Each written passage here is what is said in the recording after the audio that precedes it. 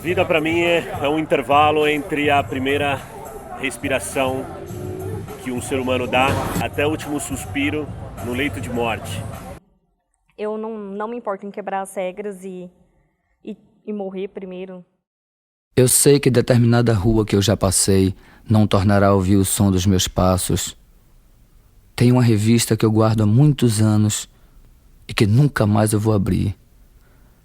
Cada vez que eu me despeço de uma pessoa, pode ser que essa pessoa esteja me vendo pela última vez. A morte surda caminha ao meu lado e eu não sei em que esquina ela vai me beijar.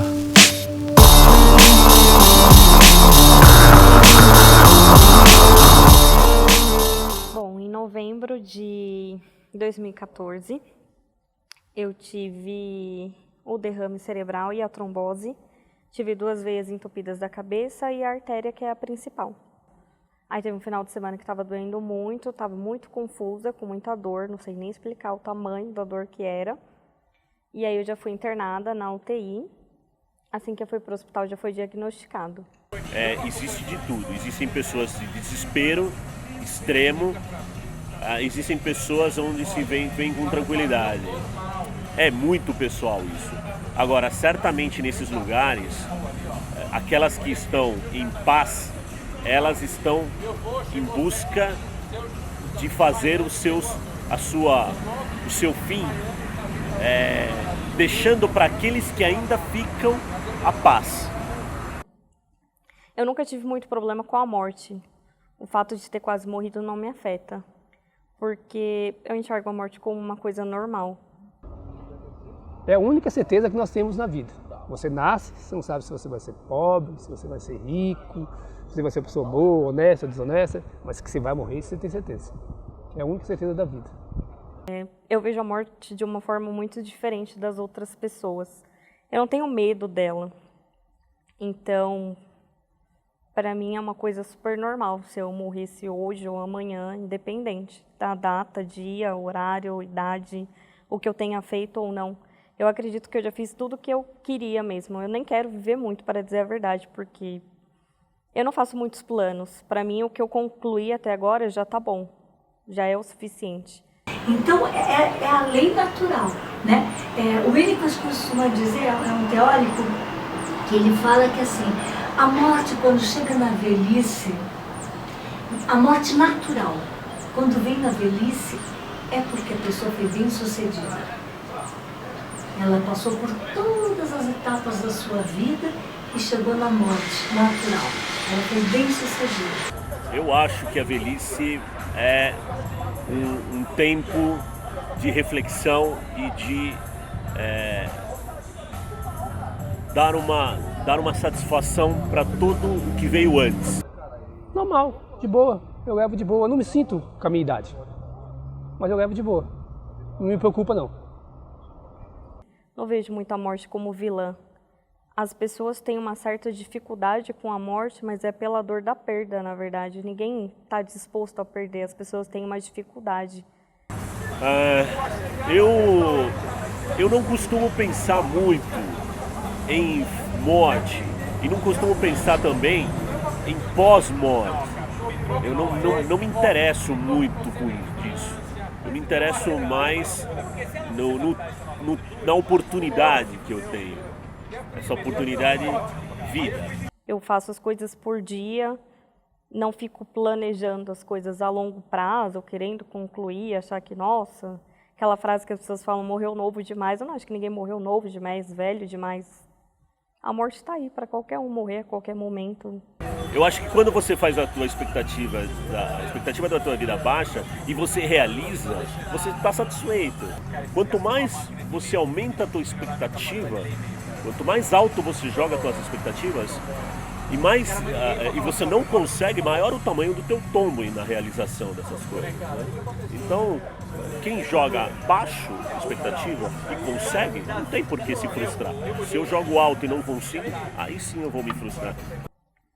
A única coisa que eu gostaria de realizar mesmo, antes de que acontecesse alguma coisa, que eu acho que é a única coisa que eu fico planejando a longo prazo, seria meu casamento mesmo. Não pela tradição de, sempre quis casar de noiva, mas pela história que eu tenho com meu noivo, de 8 anos, a gente lutou muito para estar junto, nosso relacionamento foi um pouco conturbado, com a distância, e agora ele mora aqui.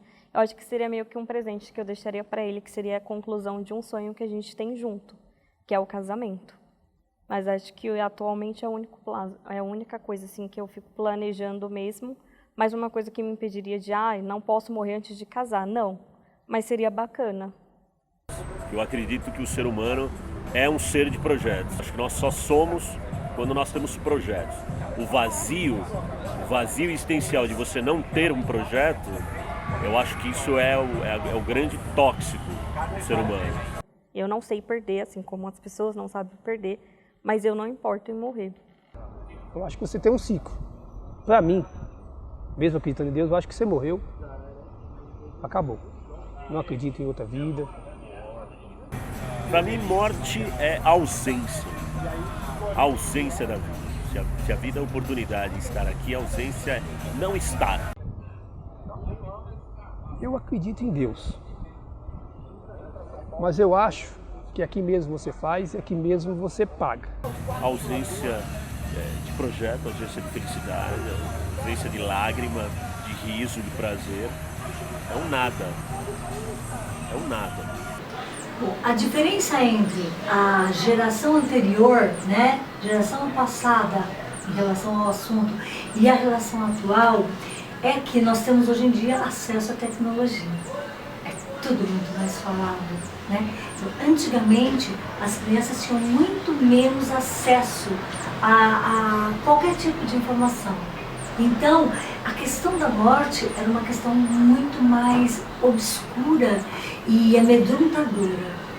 Se a gente não colocar para eles, hoje, o que significa viver agora, quais são as dificuldades que a gente tem, quais são as dificuldades que talvez virão, você pode ter muita gente alienada, pensando que a vida, na verdade, é um mar de rosas, coisa que ela não é muito. Né?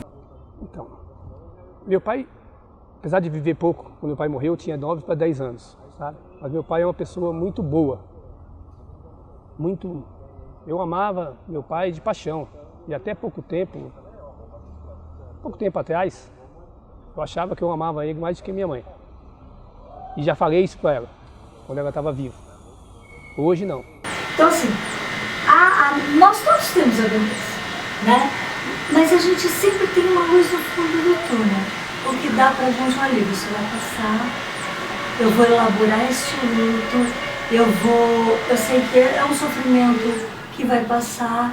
A criança não tem isso, né? Então ela começa, bom, morreu minha mãe e agora? O que vai ser de mim? Criança maior, né? Até adolescente. Adolescente então entra em pânico. O que vai acontecer comigo agora? Meu pai morreu, eu tinha 9 anos. Eu senti, mas eu era criança, né? Aí aos tempos você vai ver a falta que faz, quando você amadurece. Pô, se meu pai estivesse aqui, talvez eu não ia para esse caminho. Se meu pai estivesse vivo, talvez eu não teria ela. Nunca tive uma perda muito próximo de alguém, então eu não poderia dizer como é. Eu não consigo, por exemplo, imaginar minha mãe morrendo. Se você falar para mim, Natália, da morte, eu falo tranquilamente para você hoje, que por mim, meio que tanto faz. Mas eu não consigo já imaginar minha mãe morrendo, entendeu? São visões diferentes, entra muito essa questão da perda.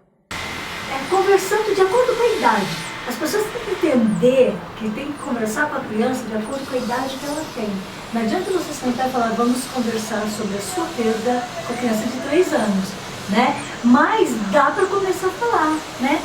Mamãe não tá mais, mas olha, tem eu. Você começa a colocar outras opções para essa criança poder se sentir segura. E outras, através da dor, através dos problemas, vem o problema como uma grande derrota e não vem o problema como escola, às vezes, elas vão se enfraquecendo e vão perdendo o seu vigor. Pouco. Agora com a minha mãe eu senti mais, porque eu vivi mais que a minha mãe também. Né? Minha mãe e meu pai morreu, eu tinha 9, 10 anos. Minha mãe me criou, sozinha. Acho que a coisa mais difícil foi ver minha mãe ver que eu estava morrendo. Isso é muito forte, você olhar e ver a cara, assim, né, da pessoa, da sua mãe, especificamente, ver que, tipo, você não vai sair dali, sabe? Eu acho que essa foi a parte mais difícil para mim, foi o que me fez lutar, assim, para ficar mesmo não aguentando mais, foi isso. Tenho medo sim. Meu medo assim é tipo assim, não gosto nem de falar, sabe? Eu tenho uma filha, que é a Gabriela. Meu medo é ela ir primeiro do que eu. Eu oro todo dia para mim primeiro do que ela. Fazer o ciclo da minha mãe e do meu pai, sabe? Que eu acho que é o ciclo da vida. E eu imagino que assim, se quando eu morrer e tudo, eu sempre falo que eu não quero velório para mim. Eu quero ele para minha mãe, porque eu não vou estar mais ali, então, até porque eu não acredito em muitas crenças, então eu sei que eu não vou estar mais ali. E eu queria que fosse para ela, sabe? Que fossem mensagens para acalmar ela e que ela pudesse sentir que cada amigo meu que estava ali tem um pedacinho meu e que montando tudo eu tô ali com ela. Então eu me considero bastante existencialista. Eu acredito que, eu espero ainda fazer muitos projetos, estou em direção a eles. Se amanhã eu conseguir realizá-los, ótimo. Se eu conseguir realizá-los depois de amanhã, daqui a anos, perfeito. Se eu não conseguir realizar, logicamente que eu vou ter uma certa frustração. De repente, né? Mas talvez eu não tenha consciência do que eu não fiz, porque a morte chega e talvez não haja nada, né? Então eu simplesmente desapareço. Cara, assim, eu nunca fui um cara meio radical, eu sou um cara muito simples, entendeu? Eu procuro viver a minha vida. Não me preocupo muito, não é que eu não me importo muito, entendeu? Quando eu não me preocupo muito, eu acho que assim, é muito complicado pra gente tentar resolver. Eu vivo mais a minha. Obrigado. Eu sempre tive muito o apoio, assim, né, da minha família, até porque eu tive a perda da memória quando eu estava na UTI. Então, a única pessoa que eu lembrava mesmo era a minha mãe. Bem que todo mundo fala, né, que você tem um vínculo com a mãe, e de fato é verdade. Eu não lembrei do meu noivo, não lembrei dos meus irmãos, não lembrei de ninguém. De que vida é oportunidade. Eu podia não estar aqui, né? No dia que eu nasci, nasceram milhares de pessoas no mesmo dia. E o mundo continuaria se eu não estivesse aqui. O mundo existiria se eu não estivesse aqui. Eu não sou especial para o mundo. O mundo não é eu não sou um centro de absolutamente nada. Eu estou aqui. Eu cheguei, o mundo já era. Eu vou embora, o mundo vai continuar. E a morte e a vida, elas se amavam.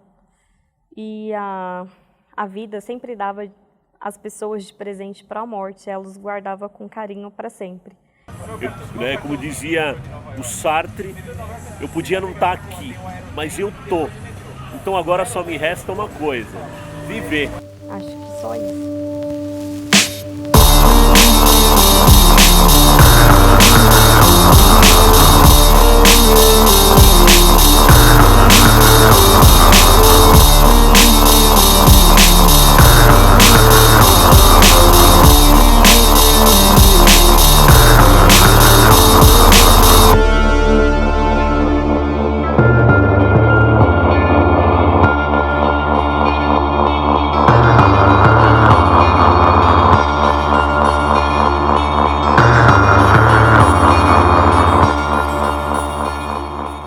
A morte, além do ato ou fato de morrer? Da final cessação das funções vitais? Inexplicável. A morte tem várias faces. É amedrontadora, indesejável, repulsiva e até convidativa, fantasiosa ou depressiva. A morte é uma consequência inevitável, que cerca o homem de todos os lados, que um dia o pega na esquina da vida com um beijo suave. A morte é o segredo da vida, é o mistério, é o sombrio, é o fim. Mas tem apenas um sentido: a morte não é nada. A morte não é nada nem se houver outra vida, porque aí é outra vida.